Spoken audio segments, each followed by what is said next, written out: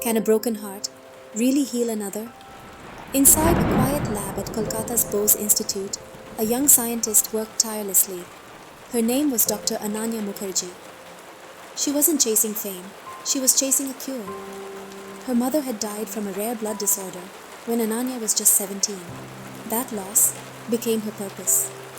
She spent years studying how cells talk, how they whisper secrets of life and death. And every time she looked through the microscope, she whispered too, "Ma, I'm coming closer." Then one rainy evening, she found it. A protein signal that could warn the immune system before the disease took over.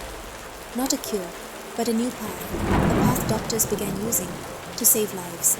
She didn't post about it, no press release, no spotlight. She just looked at her microscope and whispered, "We did it, Ma." Some discoveries aren't made in labs, they're made in the heart.